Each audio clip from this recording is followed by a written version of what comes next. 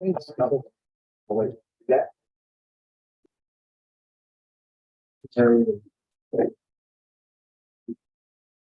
else needs an agenda? Joanne. Hello. You were so busy downstairs on the phone. You won't breakfast in the phone. Sorry.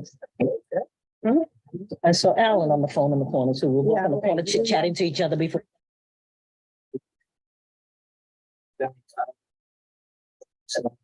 Being recorded and anything is recorded and maybe go people. I know you're that. Yeah. All right, good evening. Thanks for coming tonight. We have a presentation and let's begin. Good evening. If you go to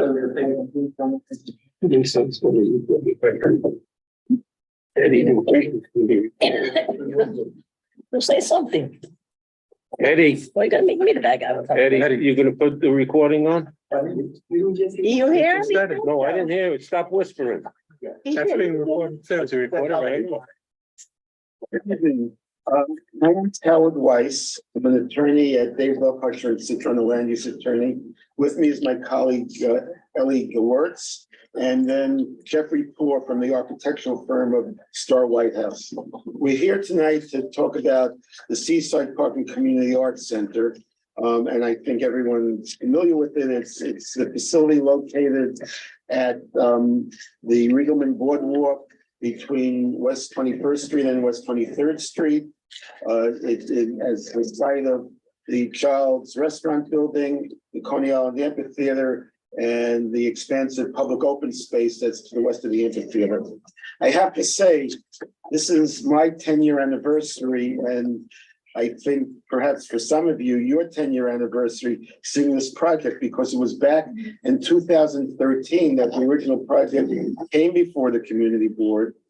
And then this Landmarks Preservation Commission, the Public Design Commission, ultimately the City Planning Commission, and the City Council for approval. We're here today because for, I think, an exciting reason, which is an application that's coming before the Public Design Commission to expand the open space that's part of the facility. I want to give, for those of you who were not with the board and not familiar with some of the background, let me take just a couple of minutes to give you the background on the project, what it is, and what we're here to talk about. And then also to tell you that we're going to be back in 2024 under Euler, because some of the changes we're going to talk about now are going to need City Planning Commission approval. Today, we're here just about the expansion of the public open space and what's going to be coming before the Public Design Commission. But there's a little bit of a bigger picture that we're going to tell you about, so you can kind of see in the future. The interesting thing and the good news is that other than the expansion of the open space, and you can see in red on the presentation, that's the entirety of the Seaside Park Community Arts Center. So you see over to the right, that's the Wilson Garage Building. Then the tensile fabric roof cover with the amphitheater and the 5,100 seats that are under that roof, and the stage that comes out of the Child's Building. And then to the west of that is the public open space, all part of the same site. In the upper left, you'll see that rectangle that's in gray. That's the expansion. That's two lots, tax lot 79 and 81, that are going to be added to the public open space.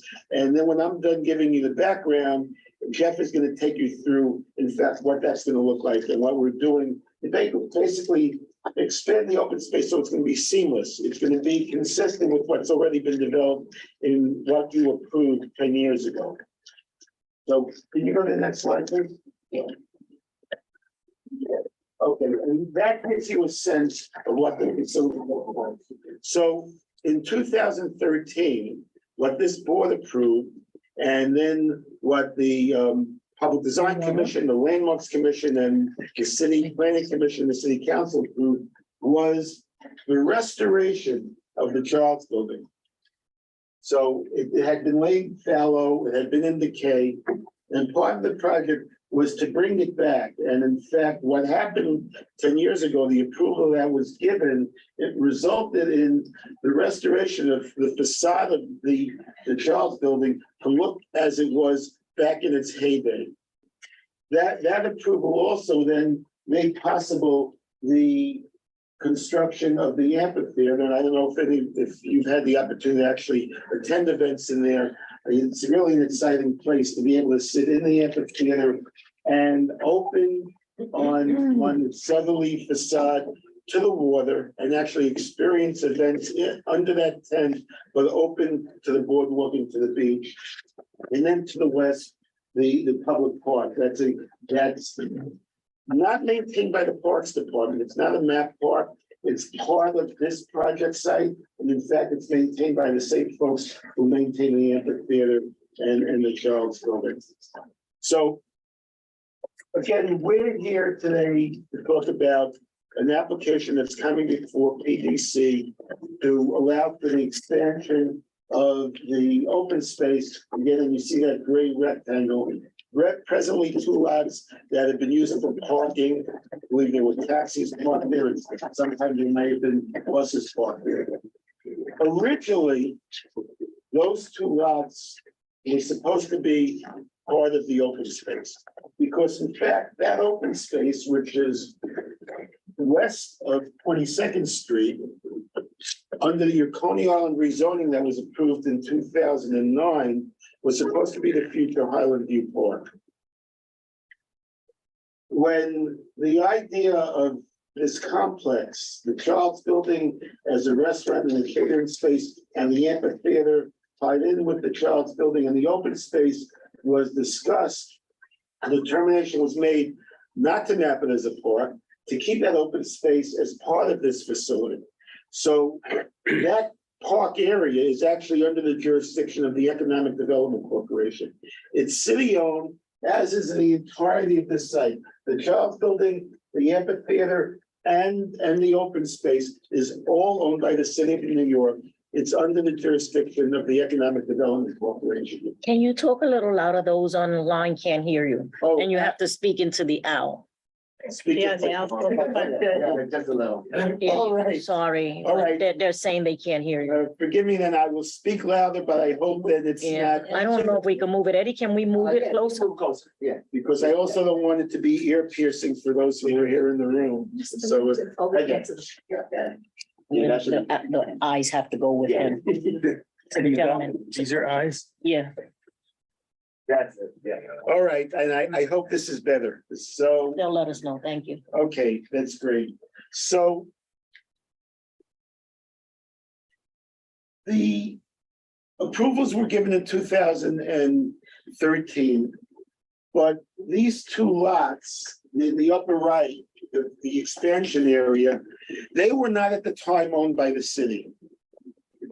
Again, the vision was in 2009 that they were going to be acquired by the city. The city was going to commence a condemnation proceeding, acquire those 2 lots, and they were going to be part of the Highland View Park, the future Highland View Park. However, when this project went forward, the city had not as yet acquired those 2 lots. So what was developed was the public open space without those 2 lots. Project was approved in 2013. It gets completed in 2015. The certificate of occupancy for the entirety of the Seaside Park and Community Arts Center is obtained in 2016. And in fact, the first concert season begins in June of 2016. It was after that the city acquired those 2 lots. And they now more recently have said to Seaside Park LLC, which is the entity that operates this entire facility under a lease with the city, EDC. And then in turn, Seaside Park has granted a lease to Live Nation to actually operate the amphitheater and the restaurant, and then to be responsible for maintaining the park. The city said, we'd like to see the expansion of the park now. And that's why we're here today, to talk about the expansion of the park. But a couple of other things happened subsequent to 2013 and the time that you approved this project. Some of you who are involved, can you go to the next slide, please? Some of you may recall that originally the roof covering, the truss system and the roof was supposed to be removed seasonally. It was supposed to be deployed for the outdoor concert season, and then at the end of October, be removed.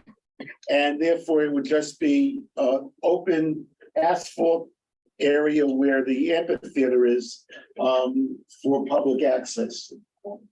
However, after you and the Public Design Commission and the Landmarks Commission and the City Planning Commission, City Council all approved the project, the developer of the project site, Seaside, went to the Buildings Department for permits, and the Buildings Department looked at the plans, looked at the tensile fabric roof and the truss system that would have allowed for it to be removed seasonally and said, no, this facility has to meet the building code snow load requirements.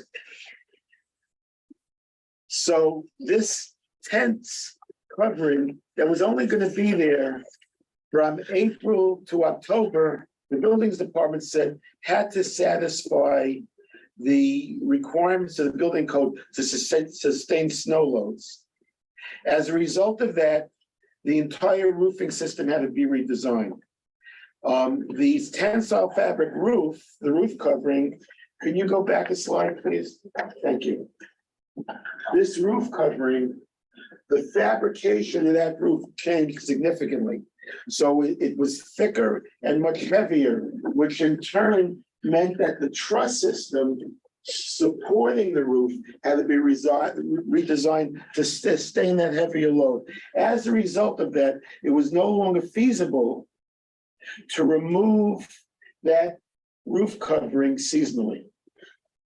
One of the things we're going to be coming back to you on next year is an application for a special change to the special permit, new special permit that will allow that roof to remain year-round. Although, as you all know, for the last 6 years, as a practical matter, that's exactly what's happened. It's been remaining year-round. But the City Planning Commission, EDC, need to just make sure that all the T's are crossed and I's are dotted. So therefore, from a regulatory perspective, they need to bring the approval that was granted 10 years ago in line with, in fact, the way this facility actually operates. So that's one of the changes that you're going to be seeing, but nothing's really going to change from what we've all been living with for the last 6 years of operation, because in fact, what we're going to be coming back to you with in 2024 under ULURP is exactly how this has existed and been operating for the last 6 years since it opened. Can you go to the next slide, please? So the other thing that's changed a little bit, again, it's nothing different in terms of what you've physically seen over the last 6 years, but it is somewhat different from the approved plans, is the temporary fencing system. When there are concert events, there's certain temporary fencing that goes around the amphitheater that basically secures it, protects the people inside, and also keeps those who are not ticket holders from gaining access. The design of that, can you go to the next slide? Yeah. The design, and actually, the design, no, that's fine. The design of that fencing system is somewhat different in terms of particularly when it gets deployed and how it gets deployed.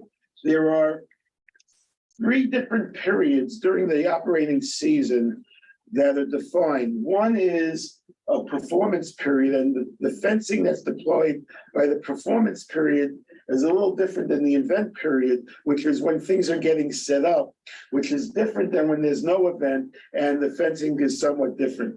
So we're going to be modifying the approved special permit plans. And again, this is what's coming back to you in 2024 with city planning, the city council, to redefine the approvals for the fencing system. Could you go on the next slide?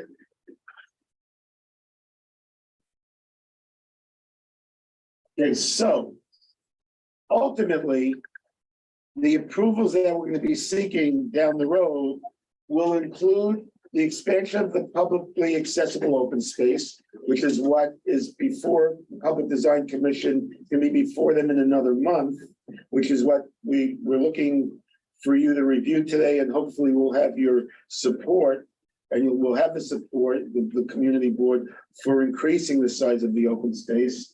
And then later on, we'll be coming back requiring the city planning and city council approvals to allow the year-round maintenance of the roofing system, to allow the different fencing system. And there are some other technical differences in terms of the way planting is laid out that also require changes in the special permit plans that will have to be approved. But once again, all of what you will be seeing then is what you actually physically see now, but we've got to get the paperwork in line with the way this is done. Can you go to the next slide, please? So I'm now going to turn this, and the next one, please. I'm going to now turn this over to Jeffrey, who's going to describe for you in greater detail what's being proposed and what the Public Design Commission is going to see in terms of the expansion of the open space by the addition of these two tax lots. Thank you. Good evening. My name is Jeff Poor. I'm a landscape architect with the firm of Star Whitehouse Landscape Architects. And we'll start out by just simply walking you through the existing conditions of Seaside Park insofar as it relates to the proposed expansion. So in green in this plan, you can see the sort of accessible circulation. So the green circles are at grade entry points where somebody with some difficulty negotiating stairs can access the site very easily.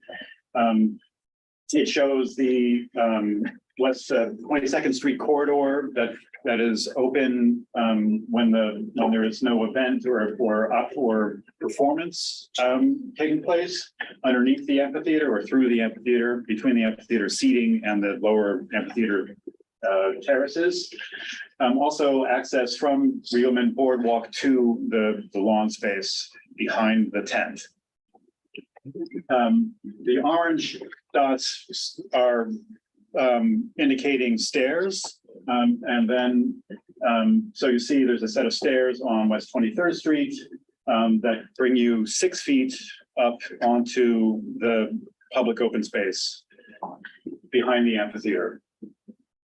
The rectangular space where for the proposed park expansion is at elevation 23. It's at the elevation of the sidewalk. So it's basically 6 feet, about 6.5 to 6 feet lower than the green walkways just to the southwest bank,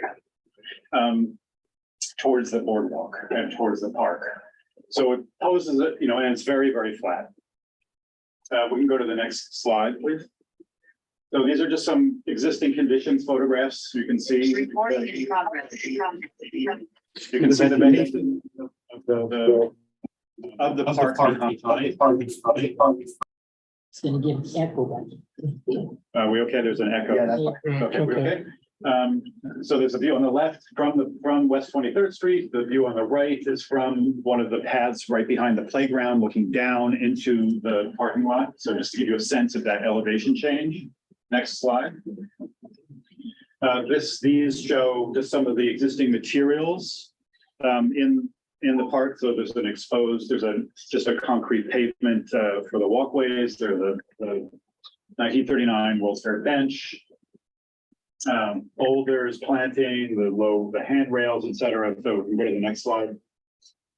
Some of the furniture, their picnic tables, and just sort of very natural beach-like vegetation, mostly native plants. Next slide. Lawn, shrubbery, a lot of natural materials. And also just sort of as a point, most of the stormwater on the existing park is dealt with on that, within the park. There's ways of detaining the water, the stormwater. So it's a very highly functioning landscape, what we call a highly functioning landscape. Very secure. Thank you, Hannah. And we can just go to the next slide. I think we can just jump right into the design. So this is the proposed design in relationship to the park. So first, our first goal here was, as Howard mentioned, was to use the sort of the materials and the design aesthetics of the existing park to create a seamless transition or expansion into this new area. But that came with some challenges because of, as I mentioned, the elevation changes. The 6 feet requires us to provide an accessible route from the sidewalk up to the existing park in order to make the whatever we're going to do in that area accessible to all the park users. So there's on this little diagram, there's an entrance off of West 23rd, an accessible route that carries you up to the existing path network in the park, and then an intermediate terrace for with benches, shaded terrace with benches and game tables, chess and checker tables. We can look at this in more detail on the next slide. So this shows the accessible route, this path. And then a mid terrace, which is about 1.5 feet or 2 feet above the sidewalk. So with benches and chess and checker tables. And then surrounded by planting of native trees, shade trees, flowering trees, shrubs, and ground covers, perennials, grasses, similar to what's out there. I would point out too, because of the slope, because of current regulations, we have to deal with all the stormwater that falls on the site. So these light blue areas in the corner are all rain gardens or infiltration plantings. And there will be some kind of detention system underneath the park. So there's about, out of the approximately 6,000 square feet of the park, over 60% of it is planted. Next slide. So this shows you this section, the transect from the park, the path behind the playground here, shows the elevation, the change in elevation from the down to the sidewalk. So sidewalk, the swale area to capture rainwater, the terrace, the plant bed, the accessible path, and then a series of swales, one that's actually already in the park. That handles the stormwater that falls in the park, and then one for the expanded property, and then the existing path. The next slide is an aerial view. So this is a bird's eye view, just looking from up above West 23rd Street looking into the park. So this is the entrance off of the sidewalk. It's a continuous slope path that gets you up into the park itself, and then this terrace, seating terrace in between, and then the flowering trees and shade trees that surround it. Okay, Mark, we're gonna hold all questions to the end. Okay, so There's put your hand down. two more slides. So, and then this is just a view from the entrance to that mid-level terrace that shows both the accessible path to the left and the seating and game tables to the right. The new post. This is the view of the proposed park expansion. It has not been built yet. It's all there in my head, but this is an artist rendering. And then the next slide is simply just sort of showing the proposed materials, the pavements, the benches, game table, et cetera. So which is replicate, with the exception of a chess table, which is a new item. We originally were considering picnic tables, but there are a lot of picnic tables already in the park, and we don't really have space for that. So we thought something a little bit different would be more appropriate. Provide some of the same amenities. This is the material palette, if you will, for the proposed park. I think that concludes the run through, so we can, if there are questions, I think we'd be happy to. Okay, go ahead. Oh, yeah. No, it's okay. Go. Any questions or? Go ahead, Joanne. Well, I just have like more like a statement to make. That park is all well and good and as the park that's there now, but there's no fencing. And if EDC is supposed to be supervising the parks and park doesn't supervise that one, who's supposed to supervise it? Who's supposed to get rid of the people at 3 o'clock in the morning that are in there drinking and making noise, disturbing the whole community? I mean, there are no gates, there's no way to close it. Am I correct? That's correct. All right, so, I mean, if it's a park, then park should be administrating it, and if it's EDC, then let them have somebody there, but this can't go on. But isn't That's an interesting, that's an interesting statement. I'll tell you why, because this current design, and in fact, without any additional fencing, is something that went through the Parks Review process. Although the Parks Department itself doesn't have direct jurisdiction over this property, nonetheless, when it was requested that these 2 lots be added for the expansion, as was the case for the original design as well, it was the Parks Department that dictated, in fact, how this was designed based upon what are the current standards on the part of the Parks Department for the development of parks. Your comment and your concern is something, and Ellie's taking notes, we'll take back to EDC and discuss it with EDC as well as the operator and see, how the concern about, I guess, people who are in that property when they shouldn't be, and it becomes It's public property, it's open, but it leads to monumental problems. And that's something that we'll take back. Okay, thank you. Point of information, you have on the boardwalk these sitting areas. And unfortunately, with social conditions that are going, we have homeless sleeping in them, and the parks does not do anything about that. Now they're camping out on the beach. We find lately, so it's a social That's problem. the parks issue. I'm just saying the parks doesn't enforce that, and they're gonna enforce, that's why they don't care, but they have to care. This is the tribes today we're dealing with. So I'm saying. Lucy. Yes, sir. Lucy. So Joanne, the existing park there, is it gated? Then why? No, it is not. The playgrounds are gated, Uh-huh. but the park itself is not gated.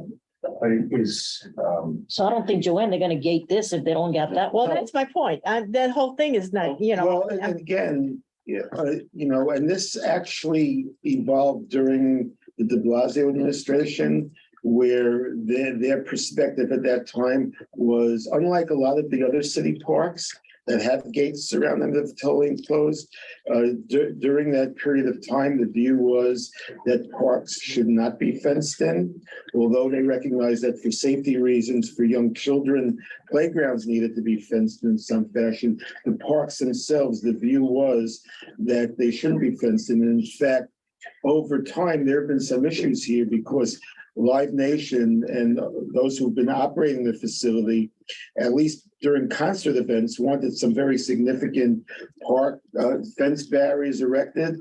And in fact, at the insistence of city officials, not elected officials, but administrative officials, that fencing was not allowed to be deployed even during concert events.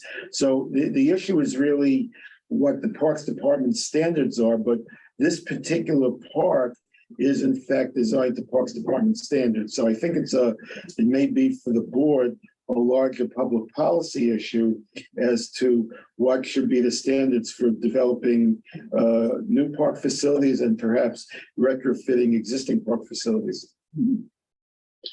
I mean, for me, I like the design. I just don't agree.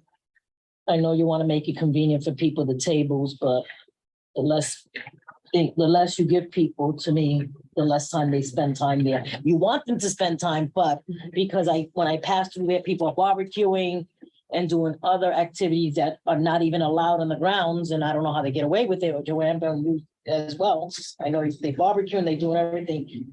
I mean, for me, I don't want the table. I prefer your benches.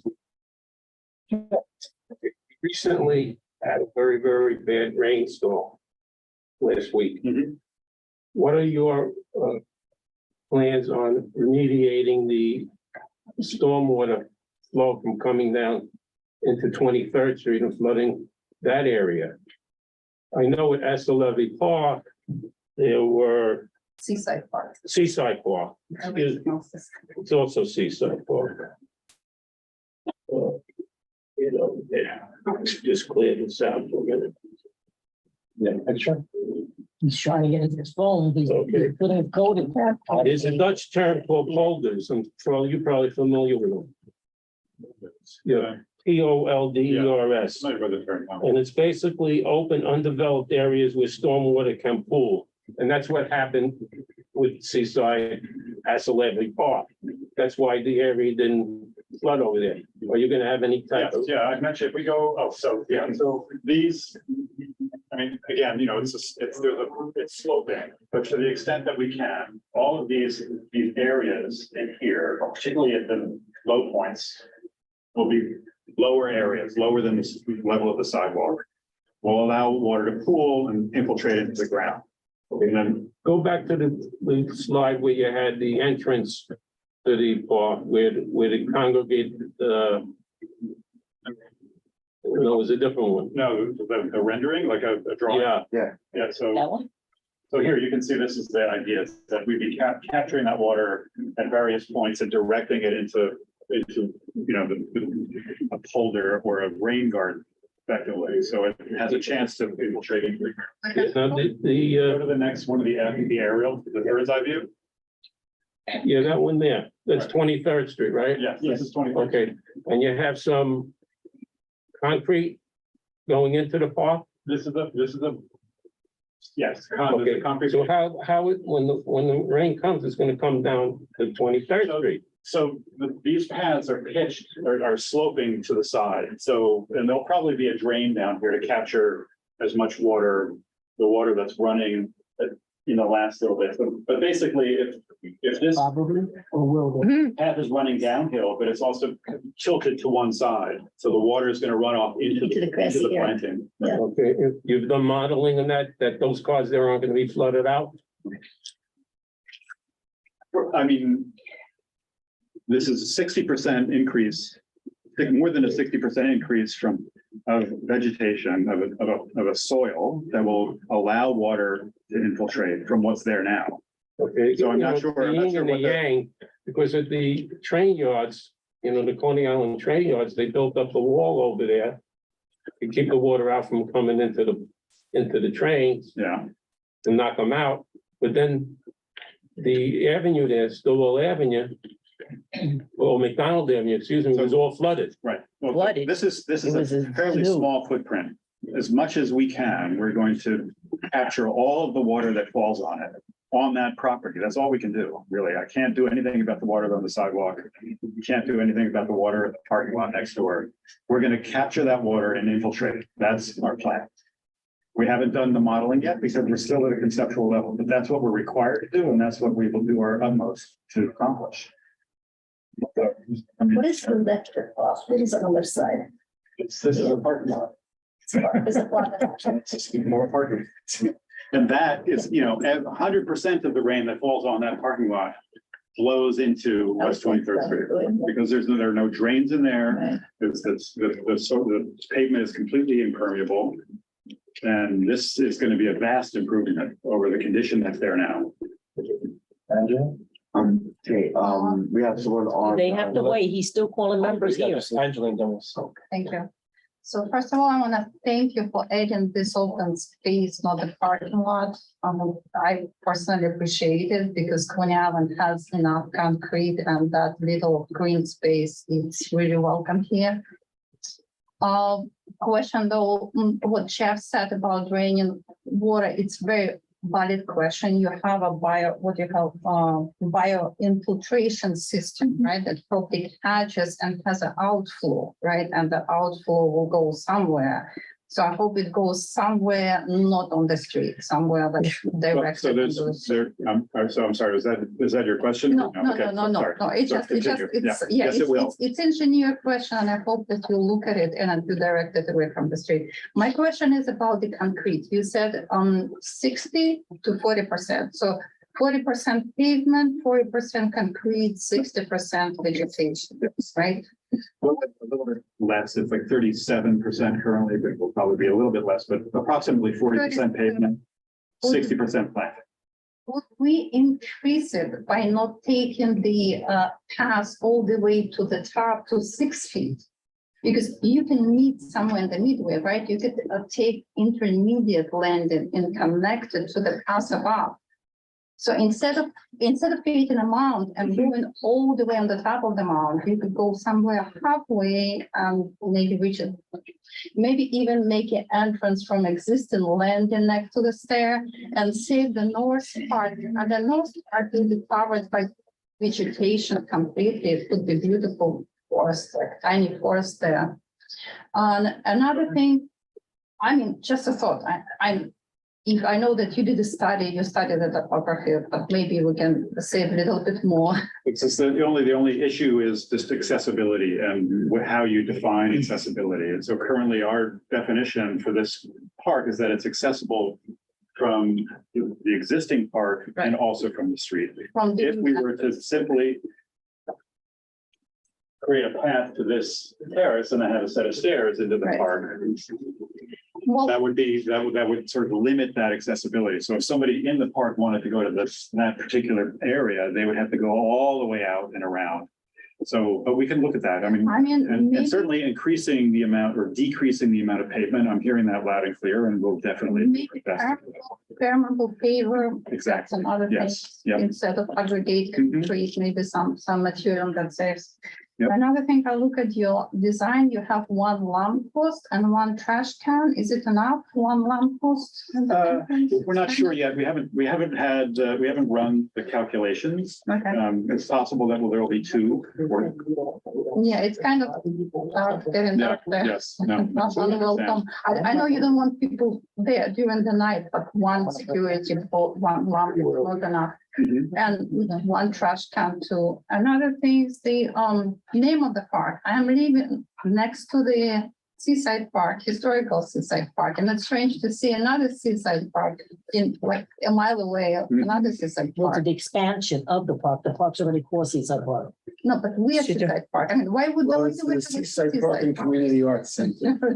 Okay, but that's okay. It's just strange choice. It's like so many other choices could be why pick up Seaside Park, but that's okay. But then you have a community art center. So is it open to called already, right? community? Which community? That's what I thought. So studios or theater perform there? How does it connect to community? The amphitheater as originally envisioned, and I think in part it's functioned that way. When there aren't concert events, it's available for other activities. And I know, for example, come the spring and it's in for graduation. There are several dozen graduations that take place there. There have been other events there. It's the site of the free concerts. You should know that. So this project, I'll give you some interesting history. I think some of you may know it, and I'll be quick because I'm not looking to keep you here. But so originally, the site east of 22nd Street under the 2009 Coney Island rezoning was supposed to have been housing. It's the R7D district, and it was supposed to be housing, which was mapped for Coney West. There was an entity called iStar that was a mortgage lender that had loaned money to a developer for those properties. That loan went south and iStar got control. So they had a division that was in the business of looking at development. And so they went to the borough president and said, we just want to let you know, we're controlling this now, and we just want to introduce ourselves and let you know that we're going to be developing this property in strict conformance with the Coney Island rezoning, and we're gonna create housing here. The borough president at that time, and all of you who are longtime Coney Island folks remember the controversy that happened at the east end with Ashley Levy Park, because the borough president actually wanted to develop an amphitheater there. You know, my wife stopped that. Well, That's original. so your wife then can take part credit for the Seaside Park and Community Arts Center being developed, because what happened when they came to Marty, he said, look, I have another idea.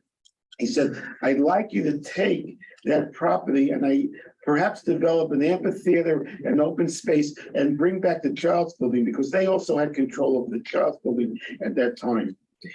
They said, okay, we have no problem with that. They also control across the street, across 21st Street, the old Bath site, which you know has been developed for 100% affordable housing. There are 2 buildings up there, surf vets. There's another building, and in fact, what we're looking at now is the last piece of that is going to be senior housing, again, 100% affordable. So he said, develop that with the housing. I want to see the amphitheater. They, with him, then went to EDC and worked out an agreement whereby they agreed to, in fact, sell to the city the Child's Building, sell to the city those other lots that were under their control, except for the former community garden, which was the only piece that the city owned. And that's the origin of the development of the Seaside Park and Community Arts Center. The vision for the amphitheater was, in addition to concerts during the concert season, to have other kinds of activities. And that it's been open for that. It may not be as much as perhaps others would have liked to see, and it's still available for that. But that's why it's called Community Arts Center, because the vision was that the amphitheater was to be open to the public for community events as well as the paid concerts. And in terms of community arts, again, going back to the Marty Markowitz history, the amphitheater was going to be the home of his old Seaside Summer Concert Series. And in fact, after he left office and the amphitheater opened, what happened was no one thought about who was going to pay for the summer free concert series that Marty used to fund through the borough president's office.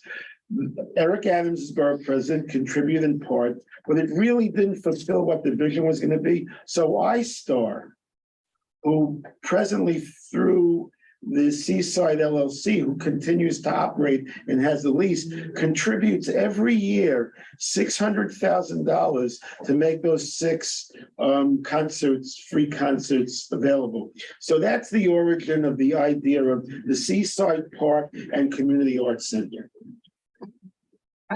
2 more suggestions. Right? Okay, sure. Okay, that's enough. No, well, the other people, I should say too. I shouldn't say. No, I'm sorry. I didn't mean to say it about. Hey, Let me give you that information. Well, she can't, there is input without discussing it with the committee. Sorry. So it would be nice if you can.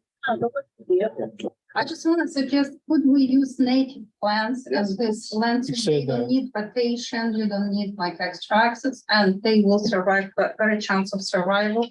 And since you keep in room throughout the year, would we consider winterizing so that place could be used? No, I don't want them using it during the winter. Leave it alone. Okay. Enough barbecue going on through the summer, with all respect. Yeah, it's too cold to have, cookout anyway. Like, it's too cold to have a cookout anyways. Appreciate it. Thank you. You're very welcome. The suggestion about separating the 2 parks that Angela made about that if the 2 parts were not the old park and the new park was not to be connected. Exactly, but connected on lower levels, so you don't need to build ramps so low. Saying No, crossover. yeah. So you don't have plans? No, well, You could connect it maybe to this level somewhere. Saying they could go better. Then you lose the slope, right? well, so this. For the drainage. Here, and it rises up to elevation 10, all through here. So regardless, the only way would be maybe connected back here. I can look at that. Awesome. But it's not ideal because then you're being like connected to the back corner. But I'll look at that. So, you know, if that helps reduce the amount of paving, that might. And then you also have to double check the ADA responsibilities that go along with that then. Right. All right, if you're not making it a smooth ride for those that need it, Mhm. okay, you're Well, and that's definitely gonna. things. And actually, after this was built, the Brooklyn Chamber of Commerce that year, in fact, a grant gave an award for the development of this site. And one of the things, both with respect to the amphitheater and the open space, that was critical was the accessibility. And we've been very mindful of that. But, we're taking to heart your concern about the runoff and how we make it more permeable. But I think your comment is really important that the trade-off can't be to reduce accessibility, Right. because we have to make sure that this facility is inclusive to everyone, including those with disability, which I know is something that the board, is fully endorses and supports. So we'll try to figure out how we can address perhaps better your concern about runoff without sacrificing the accessibility that we think is so important. Jack Subin, or? But I don't have a question. I just want to compliment you. I think a lot of thought went into the design. I think it contextually fits very nicely with the existing park. I think it enhances the neighborhood. And I think it pretty much checks off most of the requirements that you need for an urban park. And I think it's a beautiful presentation. Thank you. Absolutely. Thank you. Except for the table. I like the table. Mark is But on, well, my point is I see so many barbecues going there. I like the It's just, table. It's a lot. You want to get them to stop barbecuing, you got to police it. Yeah, I mean, come on, you can't design against people. you can make more benches. I mean, that's just my opinion. There's a lot of benches in the area, And a lot of benches. speaking of the benches, sorry to interrupt you, are these the same benches as the other side? Yes. Okay, thank you. I think chess 8 tables. feet long and Chess there's tables are an terrific. armrest Huh? every 4 feet. I know, It's a I'm just culture- it's saying, a cultural, I want people to be there, but I don't want people to be there. Because you know what I'm saying? I respect your. Any Mark? You know what I'm saying? I want people there. Your turn. Okay, Now, people, I'm sorry. I thought Eddie said I should talk, but I'll wait for you. you Oh. can talk. You done the present. Two questions. The first one Angela asked about permeable as opposed to hard concrete for whatever paths you're talking about was permeable concrete. Did I hear that right or I heard that wrong? That was mentioned, yes, and we'll look into it to see if it's Okay. becoming more commonly used. We need to get through the agencies to make sure that they agree to use it, but we'll look into it. Okay, and the other one was, as we're such a heat island in Coney Island Break, I would like to see more trees, less grass. Yeah, there's no lawn. And we're going to maximize the trees. In fact, that was one of the comments from Parks to add more trees to the south of the terrace, seating terrace, to provide more shade for people sitting there. So this will be ultimately quite shady. Okay, thank you. Next we have is Minnie. Minnie, unmute. Yeah, I am. My question is, there's one bathroom there, and I assume that it's maintained by Live Nation because it's not open year round. If this is going to be a year-round venue, is there some way you can have that bathroom opened or another bathroom in that area? If I may, there's currently 7 women and 7 male stalls, or a total of 14 stalls in that comfort station. It is open seasonally as directed by the hours given to us by Parks Department. And that will fall on the youth to maintain it if there was another. Yes. Okay. Yes. But right now, again, there's already 7 male stalls. And Joanne, you said it cost 1 point something million to do another? Isn't that what we had when they were building the other bathroom in the So other maybe box? the answer is no, it's 1 point something million. Use a But maybe they could keep this bathroom open year round, and that would be helpful. Another question I have is with the fencing. For people who are walking or jogging, when there's an event and the area is fenced off, sometimes there's really not that much space for people to get through.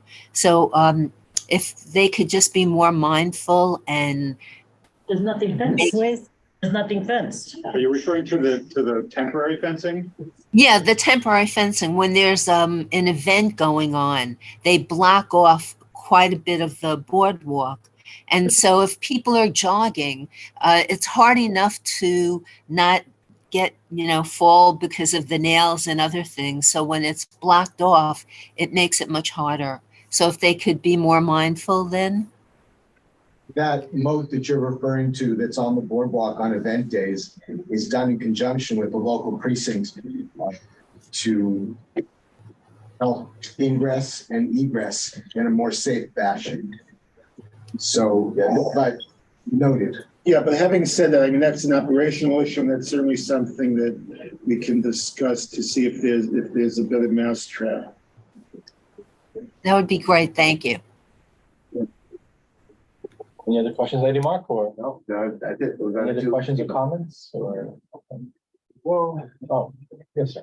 yeah, well, no question, but the comment is that my family lives, because my family lives in a neighborhood, and so my family, we have a party hit by, a flood, even though that we have a hard hit by the sin. So, let's see. So in the earlier in the beginning of the year, we have an action about not having about having a casino there, but we say no to casino. I mean, the stop about that park, right? Yeah. Because so the This rest of location is no closer to the casino. This is on the boardwalk, sir. yeah. Thank you for your comment. Thank you, sir. You're very welcome. I got Yes, sir. just want to follow up. After our comments and suggestions, are you going to come back with a different plan to the community board, or is this going to go right down to the design committee? No, it goes to the design commission, but what we will do, because actually, things that you commented on really, particularly the issue of permeability, I mean, I don't know that that's in terms of materials, something that the design commission can take into consideration, and we're certainly gonna bring it up with BDC and the others, but it wouldn't be coming back to the board again. Before we, so this is a conceptual review. So the 3 tiers of. I understand the conceptual, but is the Right. conceptual, everybody had their own opinions here as to what it is, and we like to see it forthcoming. So Oh, absolutely. I mean, there were other issues with the boardwalk, and people came up to the design commission and they just ignored everything. I And want they're still doing it. that when we're ready for the after conceptual review, which is the first level of PDC review, we will come back to the board before we go for the next level of review, which is the preliminary review. So when will that be? What's the time schedule? It won't be till sometime next year. Yeah, early. First 3 months of 2024, but I mean, I could see that we can, I'm just thinking this through. I mean, I think conceptually, the idea is what's important now is to sort of that the comments that we receive are sort of fall within the framework that this represents. So what this represents is that there's a connection through this expansion from West 23rd Street to the upper level of the park. There's a mid-level terrace. Your comments about sustainability, about native plants, about stormwater, sort of management of stormwater. Those are all part of the design already. I don't think that's anything that we need to do right now. And it only would make sense to come back with the design further developed in order to be able to say, yes, we've modeled this for a storm of X amount, and we can delay that water or infiltrate so much water. As far as the porous pavement, I can definitely see now that you've mentioned it, and we've heard it twice already. I can see maybe that mid-level terrace is a good candidate for a porous pavement, for a permeable pavement system. And I will definitely sort of incorporate that into the design as we develop it. But there's also, we're going to get comments from you. We're going to get comments from the design commission. And we continue to get comments from the Parks Department. So this is a process that's iterative. That means it's sort of keeps sort of evolving. And if we were to sort of stop and redesign every time we got a comment, we would never get anywhere. So I think what we'd like to do is to gather everybody's comments, go back to the drawing board, and then come back to you for the next round. There's one other comment I don't think anybody made. You're not going to create any more heat islands in this area here with the concrete. The concrete is reflective, so it does not add to the heat island. If we use permeable pavement, that actually is significantly cooler than concrete, because of the evapotranspiration from moisture coming through the pavement. Okay, so you thought this through. Yeah, very good. Thinking about it. Think about it all as a landscape architect. That's what we're paid to think about all of these issues. I've been thinking about it for 30 years. So maybe before it became sort of in the news. 30 years, we're going to be talking about it. And just, I should have mentioned that their firm, they're landscape architects. That's their specialty. That's what they do. And when the focus of this project now, and what we're coming to PDC and first the board is simply developing more parks. So that's why it was a landscape architectural firm that was retained solely for this purpose. Question. At our last board meeting, I believe we were told that one of the streets off of Neptune Avenue was recently redone with permeable a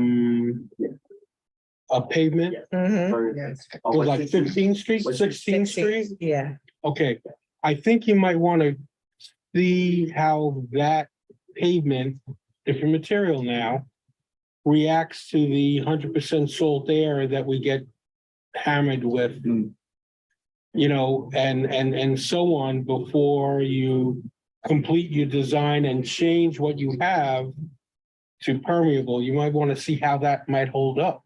So, because again, it's even closer to the water. 2014, we designed a park on the East River. 2007, sorry. On where? And Bushwick Inlet Park. That's right next to East River State Park, now Marsha P. Johnson State Park. And right at the end of North 9th Street is a terrace. It's all permeable pavers. And after Sandy, that park and all the trees that are in the plaza was untouched, as opposed to other parks and waterfront parks where the pavement was destroyed, the trees were killed. And that is because of the permeable pavement. It's held up quite well. That was one inundation, and I'll take your, take your comment about the salt air and the salt spray and to mind. And we've already had conversations with the Parks Department about the metals that we're using, as not using steel or galvanized steel. We're going to use aluminum, et cetera, for that issue. Okay, great. Thank you. Yeah. All right, so looks like there's nothing to vote for. I guess when you come back, then we'll see what happens, or? Well, actually, we are here. PDC requires at the conceptual review level that this actually be reviewed by the community board, and they will be looking for your recommendation as to what you've seen at the conceptual review stage for us then to get to the next level. So recommendation. We are hoping for the community board support for what you've seen this evening with our commitments that going forward from conceptual review, once we have the comments from the PDC, after they see this in November, and we move on to preliminary review, that we will come back and show you what's evolved. And I think it's certainly, your, as part of that recommendation, whatever that recommendation is, and you're sort of got a list of comments and concerns, the issues that you've raised as part of that. And with the condition that they're gonna come back with us. Right, and You're gonna come back, you have to come back before we go for the actual PDC. Yeah, so, When do you need the letter by? Now, well, it actually. You can't give it now. No, what Only happens, committee. no, what happens, I believe the way it works here at this board is that now the committee makes a recommendation to the full board. And will be before the full board at the end of this month, where they'll vote on your recommendation. Right. I just needed a window when. the committee recommendation. So we need the committee to be in a position, so they'll have, the full board, they'll have your recommendation before its meeting at the latter part of this month. So, any motions, any comments? So we gotta work on the recommendation. I think before we vote, Barbara, no disrespect, but please make sure that the minutes reflect our comments and that the gentleman agreed to most of them, I say. Well, agreed to consider. Well, some of them he said he was going to. And then the other ones consider, especially like you said, we're 15th Street and things like that, if it's reflected in the minutes.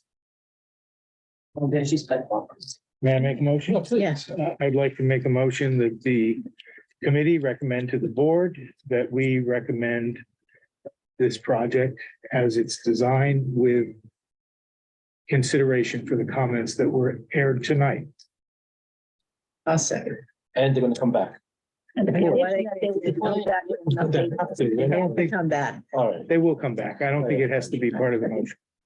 Okay, beautiful. So Jack Subin. recommended, Yes. John Watt, yeah. Madam Chair? So, can you reread it? Second roll call. Wait a minute, do we have another reading of it? Of what? The amendment, I mean, motion. Can I have a, You're really trying me.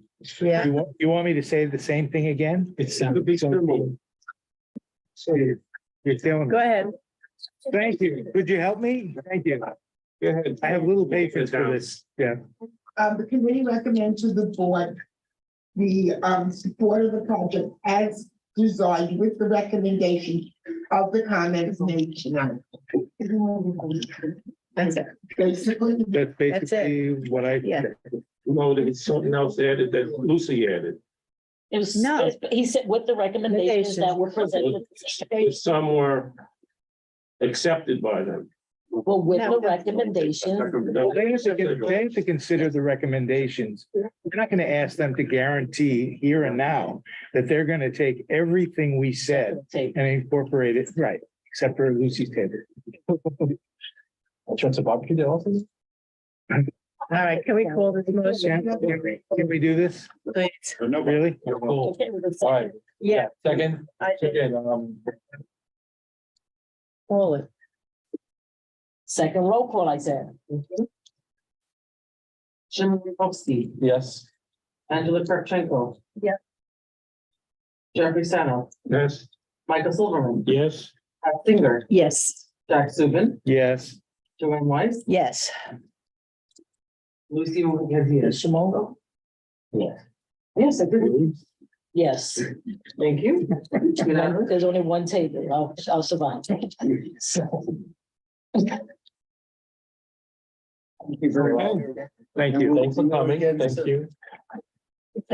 Anything, motion adjourned? Are we done? I don't know business, do business, chair? I'll do it. No. Thank you. Thank you. Anybody or? No, no. Second, Thank you, guys. Thank you.